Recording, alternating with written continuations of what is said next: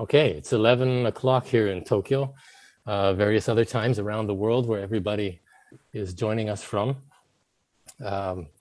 We are here today to have three guest speakers, Dr. Gordon Edwards, Dr. Olga Kosharna, and Andrey Ozharovsky.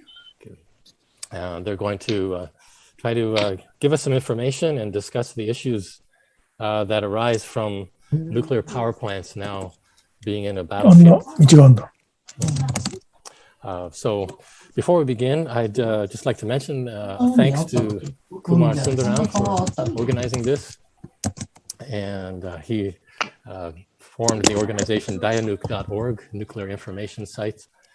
So please go there after today's session for follow-up information about today's meeting. Please turn off your mics. Okay. And so that's DiaNuke, DiaNuke.org. Just like to say before we begin, both Kumar and I were feeling a lot of trepidation and nervousness about talking about this subject. It's been such an emotional and intense media campaign. The whole world has very strong feelings about it.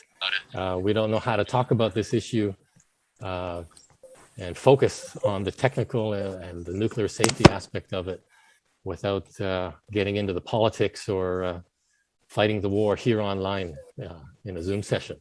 So we just start off with that to hope to just try and stay neutral and not fight on one side or the other of this dispute now. And we'll just hopefully stay focused on what we can do to get better information about the nuclear safety issue and what action we can take afterwards to pressure the IAEA and governments around the world to at least provide reliable information about this. So we'll start off with first speaker. I can't see everybody who's here. Gordon, are you here now? Yes, Okay. Dennis, we already have our first speaker, Gordon, so maybe we can begin with him. Okay. If Dennis is ready. Hi, everyone. Welcome again. My name is Kumar Sundaram. I have some tech issues, but I'll join you properly from my laptop very, very soon. But this is just to welcome all of you, all our speakers. DiaNuke is a platform which has been, which began after Fukushima. And some of these questions that we have been invested in, Dennis touched upon that. How do we have a conversation about nuclear technologies, about various aspects of it, in a world which is increasingly unstable, polarized, in a world where we have climate change, we have armed conflicts, in geographies where we have nuclear power plants. So these have been some of the starting questions for us. I would welcome Gordon to make the first. See ya. Hi, Gordon. Hello, can you hear me? Yeah, yes. So I would request Gordon to just take the conversation ahead from here. Thank you. Okay, can I share my screen? Yes, I think you should be able to do that. I'll have to make you a co-host. I'll try and do that. It's disabled at the moment. Yeah. Okay, I can now do it, I think. Yeah. I'll do it, share. Can you see that now? Nuclear power on the battlefield? Yes. Yeah. Okay, and now do you see the blue cover? Yes. Okay, in the Flowers Report in 1976, Sir Brian Flowers said that if nuclear power had been widely deployed in Europe before World War II, then because of conventional bombing, because of conventional sabotage and conventional battle, large parts of Europe would be uninhabitable today because of World War II. This is the anniversary, yesterday was the anniversary of the Fukushima triple meltdown. Do you see that picture of the 4 reactors? Those are units 1 to 4 of the Fukushima Daiichi nuclear power station. And they look the same after the earthquake as before the earthquake until the tsunami arrived.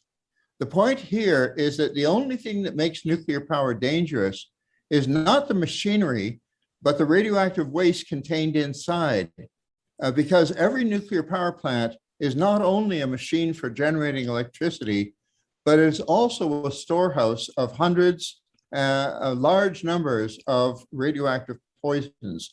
And if anything releases those poisons into the environment, then you have a serious nuclear event.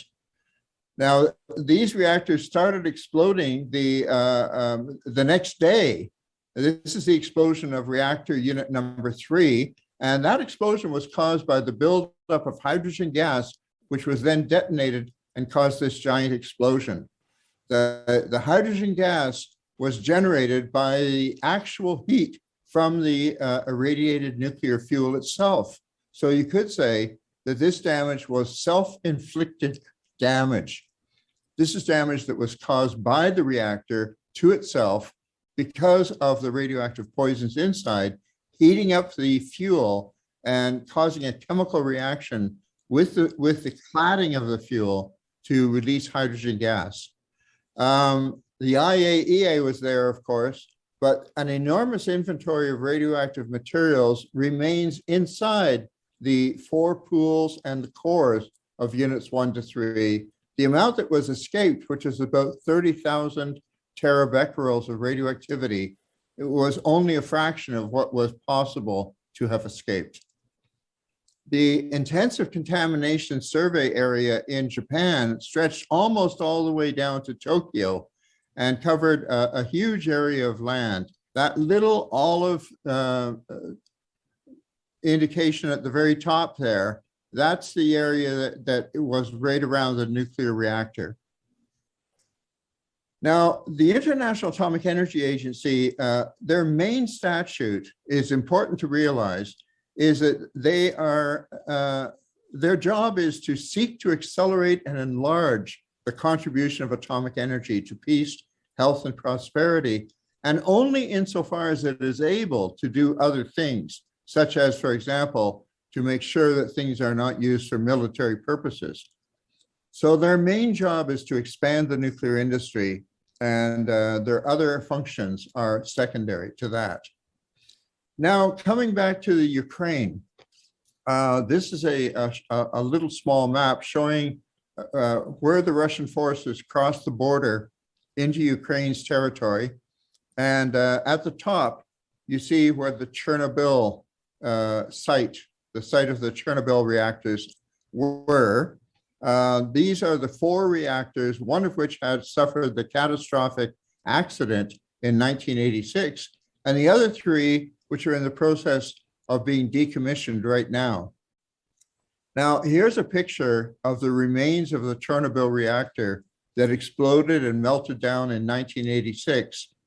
And again, because of this enormous destruction, it's not the explosion that caused so much damage to all the people far away, but the escape of those radioactive materials into the air. They traveled over very great distances, but some of them came to Earth, and they caused intensive contamination in Belarus, Russia, and Ukraine. This is just the ground contamination, and you can see where the colors indicate the degree of radioactive contamination. Now, of course, as we know, at a cost of the equivalent of about $2.3 billion US, they built this enormous structure in order to cover the melted down reactor, so that inside that cover that was slid over the melted reactor, they could proceed to decommission it and to remove the melted fuel and the remains of the reactor building. But it left behind an exclusion zone of about 2,600 square kilometers, which is, for the most part, going to be off limits for human occupation in general for at least 100 years. And that is, of course, in the little inset, you can see which portion of the Ukraine is involved in that exclusion zone. Now, the levels of radioactive contamination in the soil, for example, cesium-137, have been measured, and they're not very deep in the soil. Now, since cesium-137 has a half-life of 30 years, it means that just a little less than half of the cesium-137 that was in the soil back at the time of the accident still remains there. And when heavy equipment such as tanks and military equipment starts moving in, they stir up the atmospheric dust, which causes a rise in radiation readings, and also makes for the possibility of redistributing that material. So this is probably the reason why there was that sharp spike of from 10 to 50 times the previously recorded levels of radiation. Now, this is an ad from a Canadian nuclear industry here, and he's holding up a simulated uranium fuel pellet.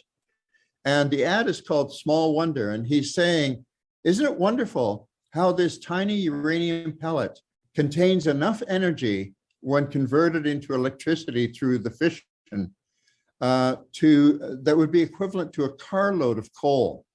And of course, that's true. But what he doesn't say, what he doesn't tell you in the ad, is that once you do use it for that purpose, you can no longer throw it away because it's too radioactive. You have to keep your eye on it for the next million years and more because it has now become high-level radioactive waste. It has contained within it all the broken pieces of uranium atoms, and there are hundreds of varieties of them, as well as other fission-created radioactive substances. When a neutron strikes the uranium atom, it splits it into two pieces, which are called the fission products, and gives off more neutrons. And those more neutrons allow you to continue splitting more atoms. It turns out that there's hundreds of different ways for the uranium atom to split.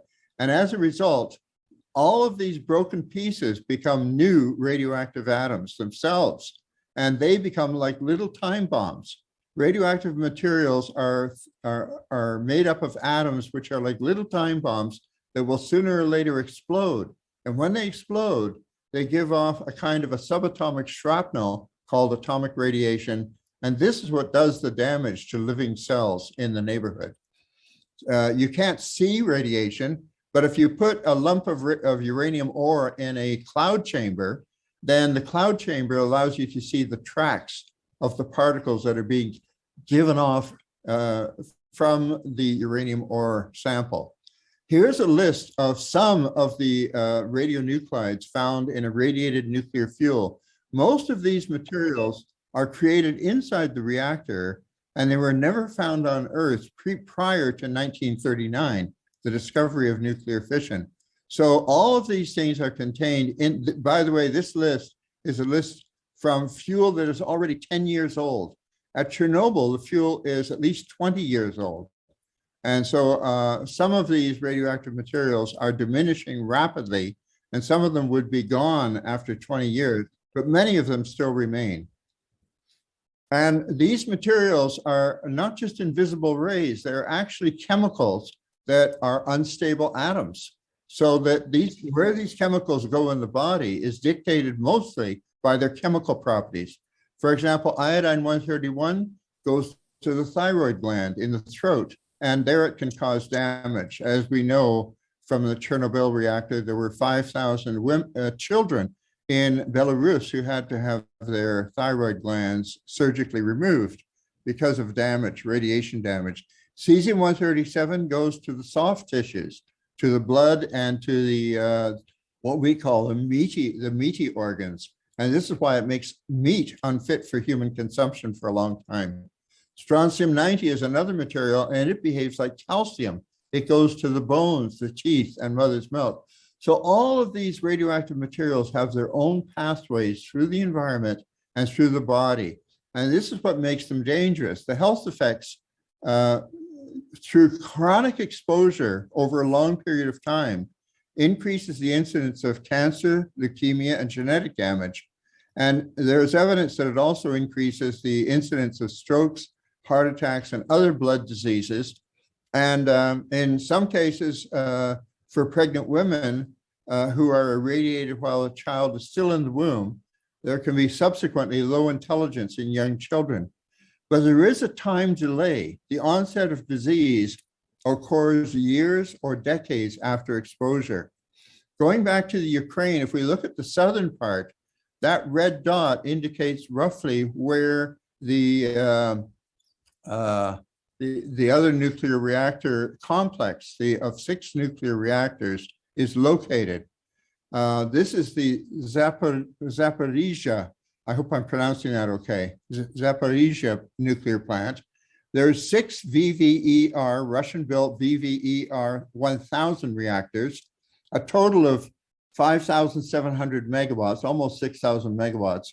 This is the largest plant in Europe. There's one in France that's almost the same size. Units 5 and 6 were shut down on February 25th, which is around the time that the day after the Russians took over the Chernobyl site. But the Russian attack involved heavy fire for 2 hours on March 3rd to 4. So actually, this was just a little over a week ago. And this is a typical fuel assembly. It's about half a ton in weight, 500 kilograms in weight, and it's extremely radioactive. A freshly discharged fuel assembly would give an unshielded human 1 meter away a lethal dose of radiation in just a few seconds because of a blast of gamma radiation. So these materials, which can be handled before they go into the reactor, they don't need to be robotically handled, but once they come out of the reactor, they'll never be handled by human hands again. And they have to cool the fuel, the irradiated fuel. Because of the intense radiation, there is heat generated. Radiation is a form of heat, and these explosions do generate heat. And so if they're not cooled so that the heat is constantly being removed, they will overheat. And that's what caused the meltdown in Chernobyl, for example, and also at Fukushima. That just by cutting off all the power and just allowing nature to take its course, you will get the fuel damaging itself and releasing large amounts of radioactivity into the reactor building, and then possibly finding a pathway out to the environment. So here's an overhead look at the site with Unit 1 on the left and Unit 6 on the right. And the military attack came from, in this picture, from below, directed towards these sites. And there was definitely shells fired towards some of the reactor buildings. And there was damage done to the administrative building, and there was also damage done to the elevated walkway and so on. This is a picture about 1 a.m. on March the 4th, 2022. During 2 hours of heavy fighting, there was heavy weapons fire. In this case, it was towards the Unit 1 reactor. Now, the used nuclear fuel remains dangerous for a long time after it comes out of the reactor.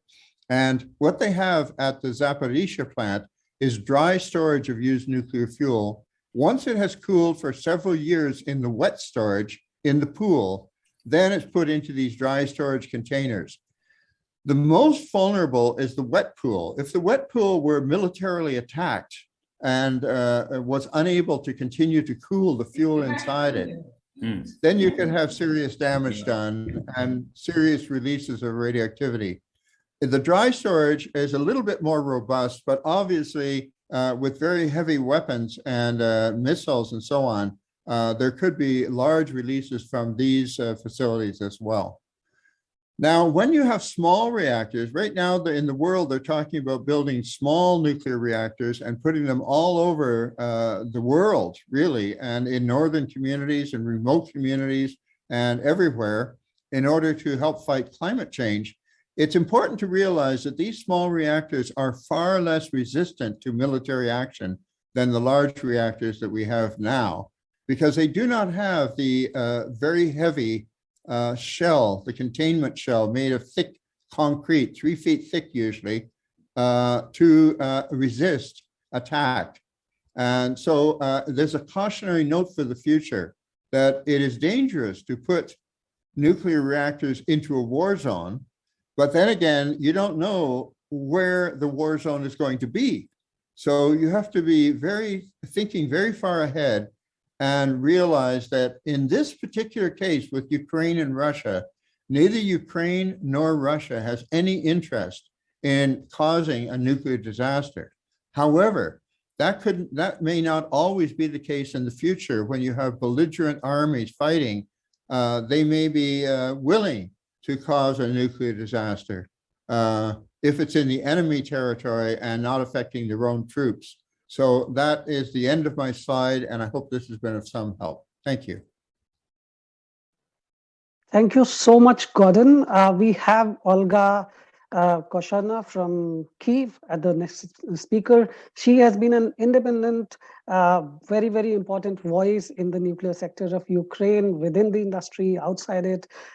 We welcome you, Olga, here, and we give the floor to you. Andrey is there to do the interpretation for you.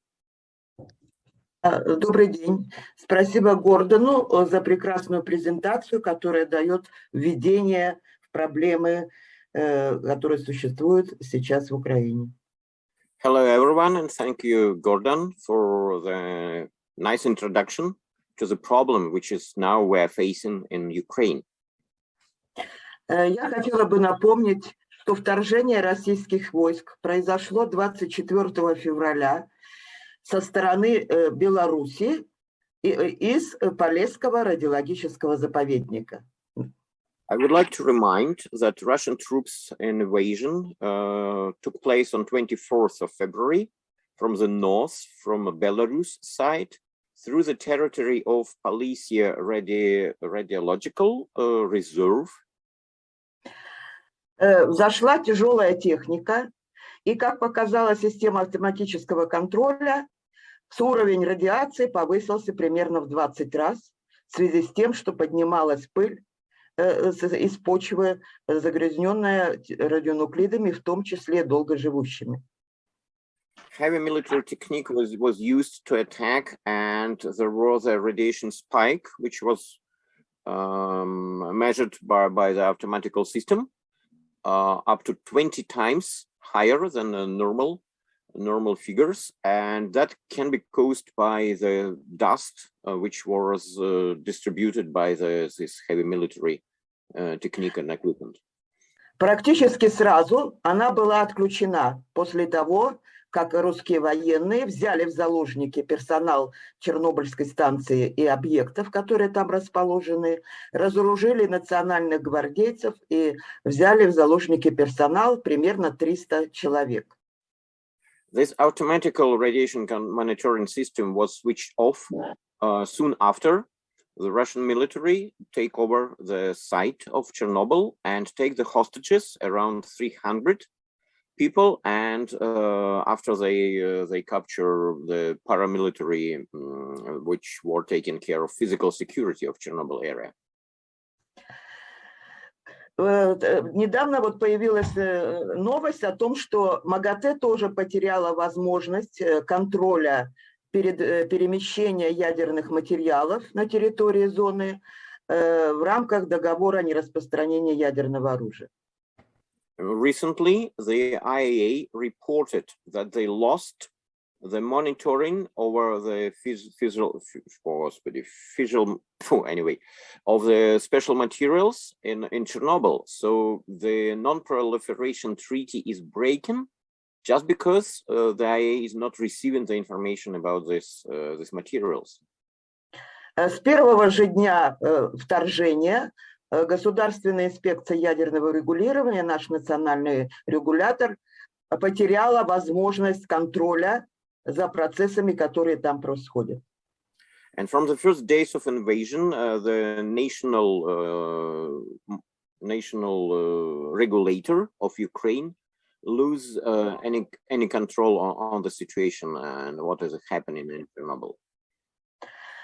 Никаких, так сказать, официальных информаций от Чернобыльской станции они не получают, потому что специальные службы Российской Федерации проверяют их электронную почту и контролируют все телефонные звонки. Ukrainian regulator is not receiving any information from Chernobyl, as the Russians control all the communications of the people who work at Chernobyl nuclear power plant.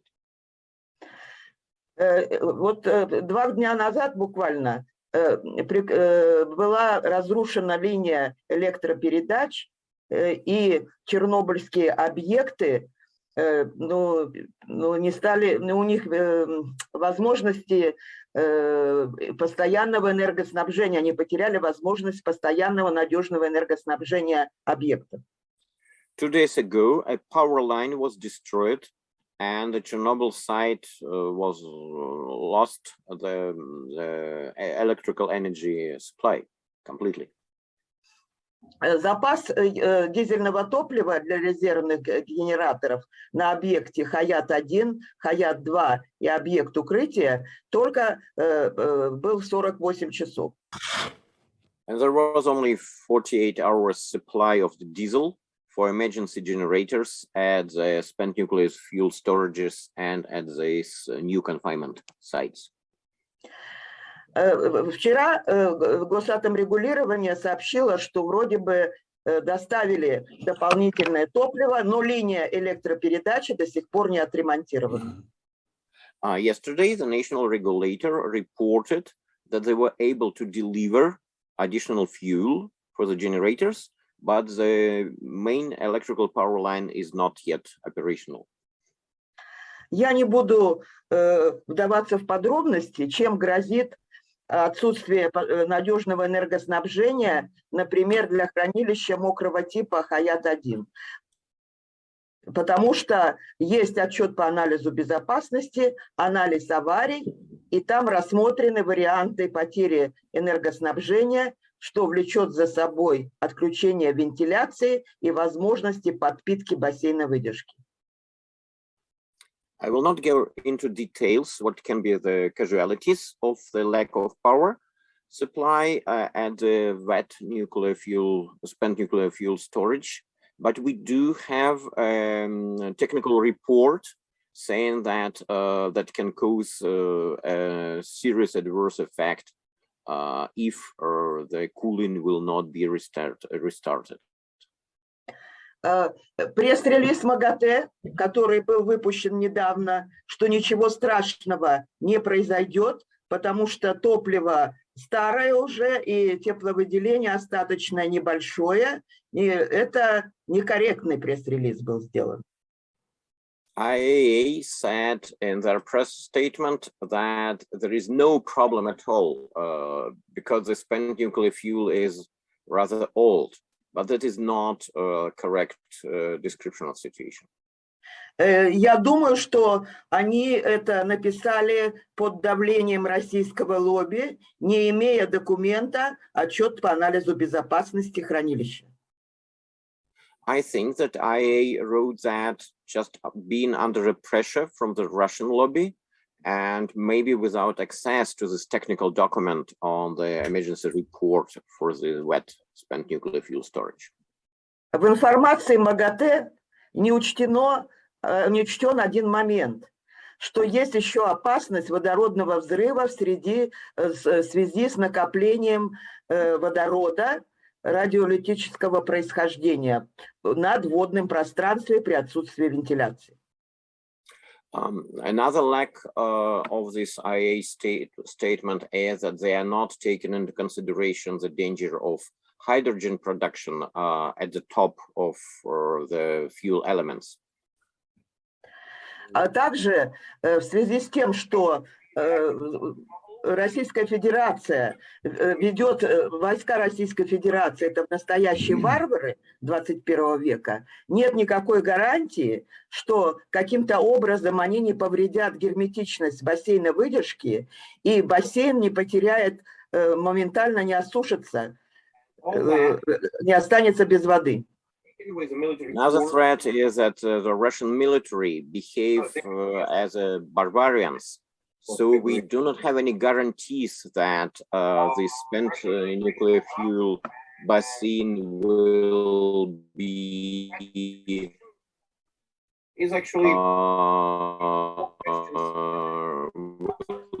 covered with water. So I can share some pictures, some illustrations, please. So we don't know who is in charge of radiation safety? Who is in charge of engineering support? There are a lot of installations. There are a lot of things to be taken care of. And there was no statement from the Russian nuclear authorities. My country has a nuclear monopoly called Rosatom, and Rosatom is a state nuclear monopoly on each and every nuclear activity. They build nuclear power plants, they build nuclear weapons, they Андрей, ты меня слышишь? Я вообще не понял, что происходит. Я тоже не поняла. I'm Hey sorry guys, for this. if anyone understands why there was my voice, but not from me, it was recorded, it was my statement, but who controls the situation now? Ясно. Можно продолжать, да? Okay, so Olga will continue. Да, вот такая ситуация. То есть риски аварии с радиационными последствиями на одном из ядерных установок в Чернобыльской зоне я рассматриваю как очень высокие. So my assessment is that the risks are really higher, risks of the radiation incident at one of the Chernobyl nuclear power plant installations. Теперь, что касается Запорожской станции. Ну, Гордон уже сказал, что это был обстрел тяжелыми орудиями. Какая ситуация сейчас? На Запорожскую станцию... Да. So now we switch to Zaporizhzhya nuclear power plant, and as Gordon already mentioned, there was a heavy fight, including the heavy artillery used during this military operation. Вместе с российскими военными на Запорожскую станцию вошли представители Росатома. With the Russian military, the representatives of the Russian state nuclear corporation Rosatom take over the Zaporizhzhya nuclear power plant. So they enter it together with the military. Непосредственно на площадке Запорожской станции находится тяжелая техника и около 500 человек военных, в том числе радиохимических войск. A heavy military munition of the Russian Federation is located at the site, and some hundreds. Я не расслышал, сколько сотен? 500. Some 500 military personnel is now located at the Zaporizhzhya nuclear power plant site. Персонал станции должен свои технические действия согласовывать с так называемым военным начальником. Я уверена, что это представитель Росатома от России. Ukrainian staff of the Zaporizhzhya nuclear power plant have to obey the orders from so-called military chief, which I'm sure is a representative of Rosatom. На сегодня известно 3 человека по фамилиям. Один из высшего руководства Ростовской АЭС, второй с Балаковской и 2 с Балаковской АЭС. Эти люди из Росатома. So far, we know 3 names of these Rosatom representatives at the Zaporizhzhya nuclear power plant. 1 from Rostov nuclear power plant and 2 from Balakova nuclear power plant in Russia. В связи с тем, что был отключен мониторинг МАГАТЭ за передвижением ядерного материала, я предполагаю следующие действия Российской Федерации на площадке ЗАЭС. IAEA monitoring of the nuclear materials was switched off at Zaporizhzhya. So I can assume that there will be the following events in future. На площадке Запорожской станции находится свежее топливо производства компании Westinghouse.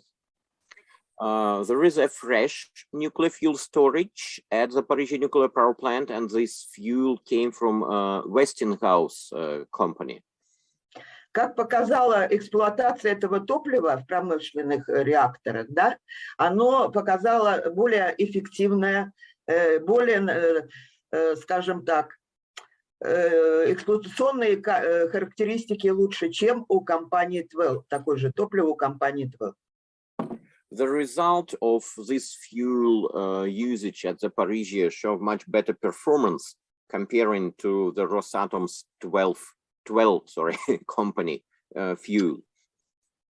И я думаю, что они будут вывозить тепловыделяющие сборки производства Westinghouse в Россию для изучения особенностей конструкции и других ноу-хау, которые применяет Westinghouse при изготовлении топлива для советского типа реакторов ВВР.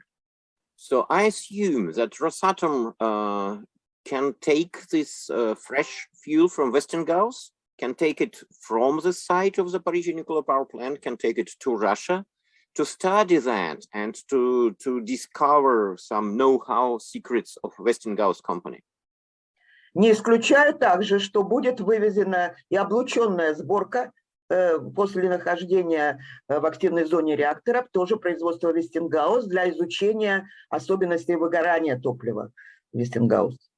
It is also likely that spent nuclear fuel of Westinghouse origin will be also taken by the Rosatom to study the burning out of this Westinghouse fuel in the Russian-made reactors.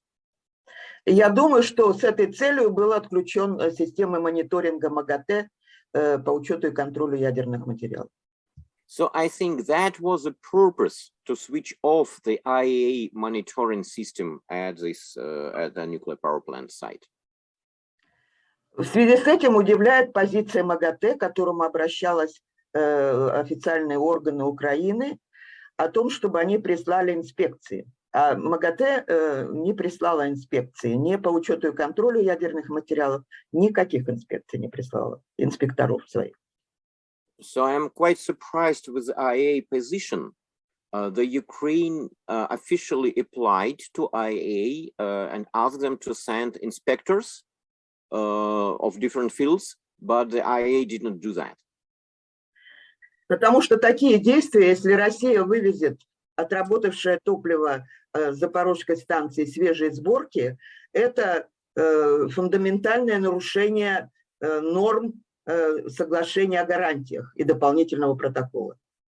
If Russia will remove fresh and spent nuclear fuel from Zaporizhzhya nuclear power plant, that will be the violation of the treaties, on the guarantees, and соглашения еще раз какие?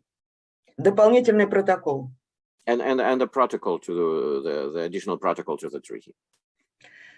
То есть подорваны основы международного режима обеспечения ядерной радиационной безопасности, которые создавались с 50-х годов и ради чего образовано было МАГАТЭ.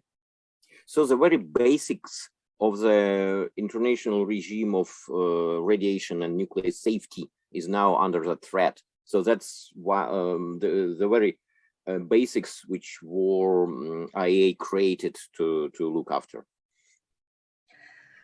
Вот эти случаи военных действий вокруг действующей атомной станции, самой большой в Европе, это, конечно, варварство, нарушение всех правил, не только ведения войны, но вот и режима ядерной радиационной безопасности, и Россия должна быть наказана жесткими экономическими санкциями своей ядерной отрасли.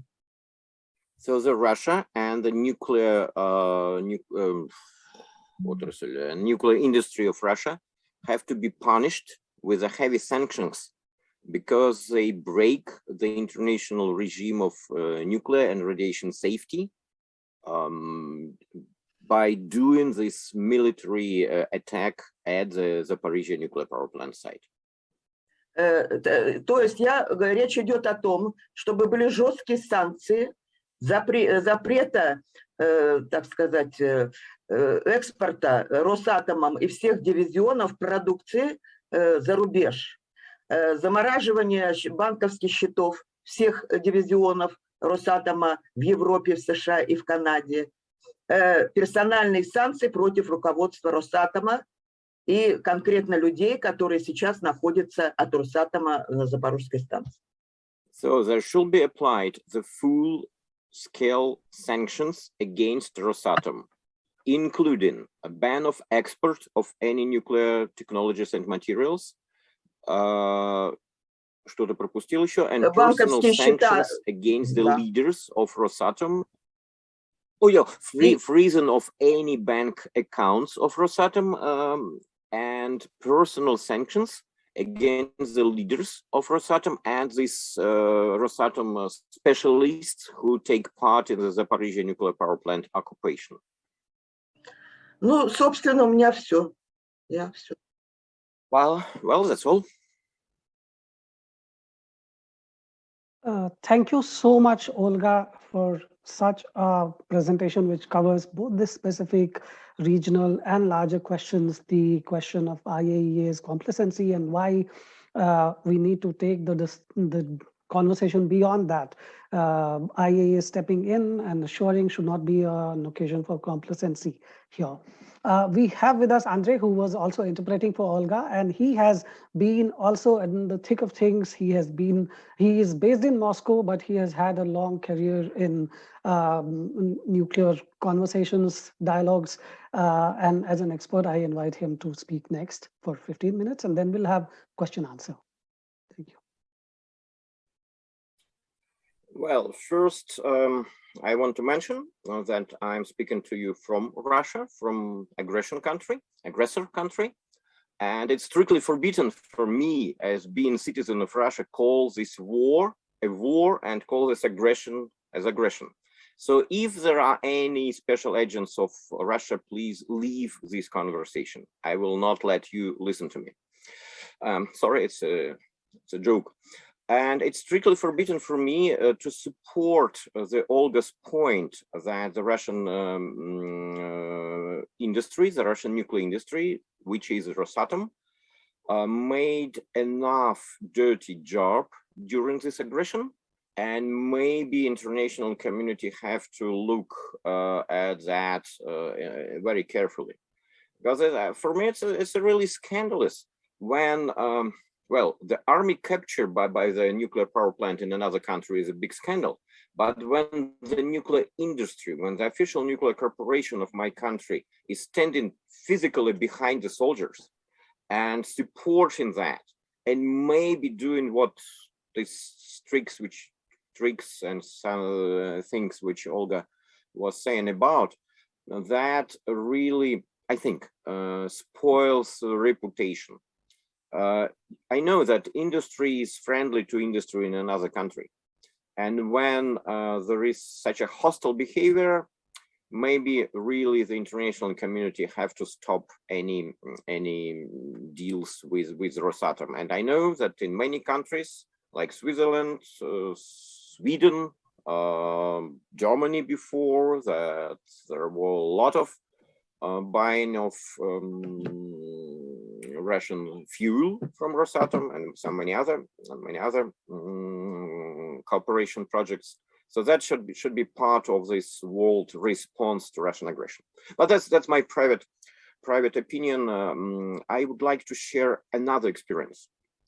Being based here in Russia and being more or less known as an expert on nuclear industry, I start receiving in the middle of February, I start receiving requests from different media asking me to explain, is it easy to create a dirty bomb? Is it easy to create a nuclear weapon in Ukraine? And they were asking me before the attack. So I try to explain that the dirty bomb physically doesn't exist, that it's just a journalist trick to call radioactive incidents like Chernobyl or Fukushima, that this is not a real weapon in an army, that in theory, of course, it's possible to extract plutonium from spent nuclear fuel, each and every reactor in the world, and things like that. And then we saw February 24th and this attack. After that, I observe here in Russian, maybe for domestic use, maybe they try to export it somewhere else, two basic informational attacks. First, the Russian Minister of Defense, not of Rosatom, not of propaganda, Minister of Defense, Sergei Shoigu, came up with statement that Ukraine is doing a dirty bomb. I made a comment saying that only idiot can assume that the country would like to spread the radioactive materials on its own territory. And then we are coming to another stage of this propaganda war, when official Russian propaganda, and including the same Sergei Shoigu, the Minister of Defense, was saying we have to invade Ukraine because they were cooking a real bomb, that they are extracting the plutonium somewhere.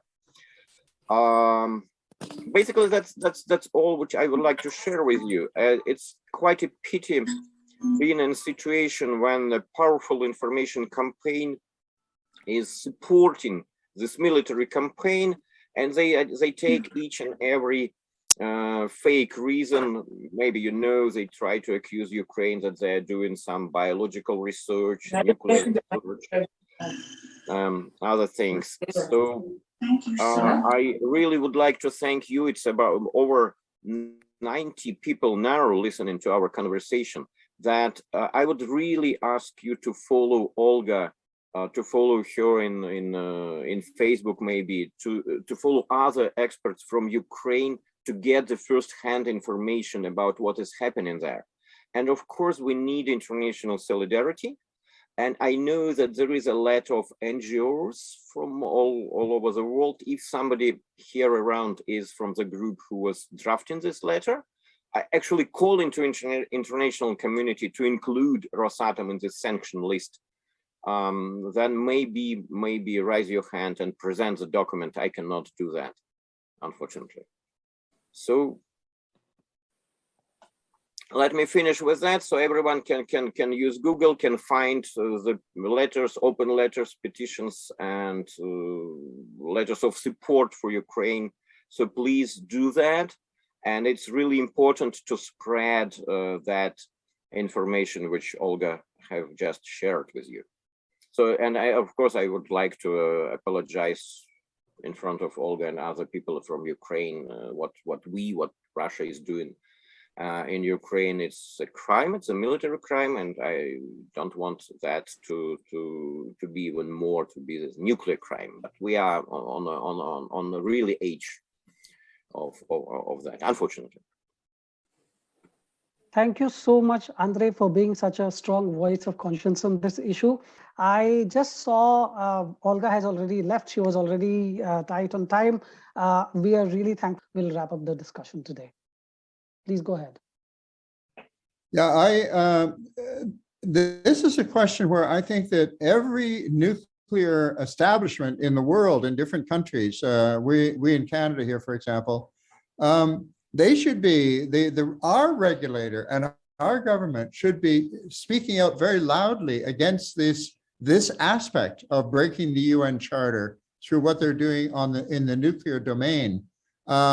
And so we can, all of us, work with our governments, pester our governments and our nuclear regulators in our own countries to be very open and in denouncing the breaking of the UN Charter and the breaking of the statute of the IAEA by the Russian military and Rosatom, for that matter.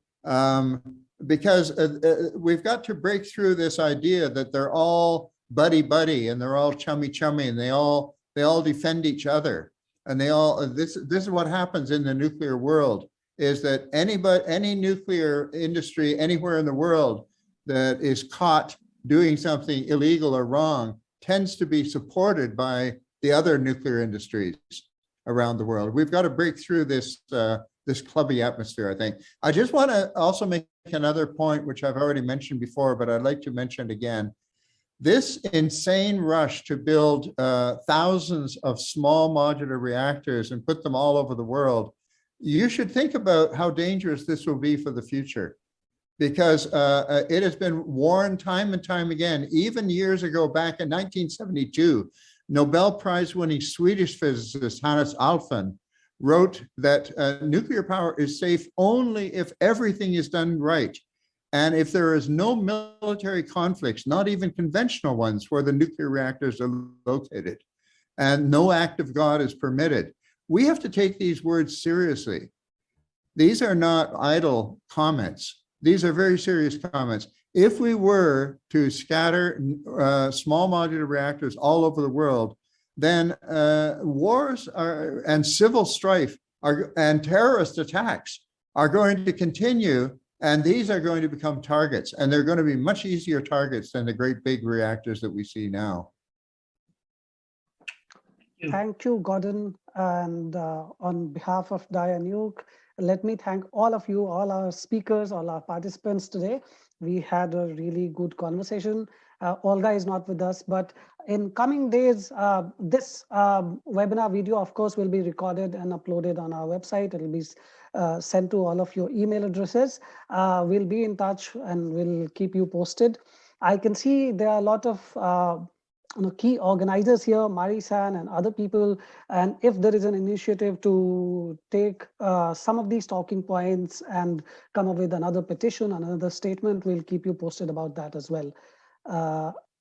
Andrey, do you have to add something? It felt like you wanted to say something. Or Gordon or Dennis, any last points?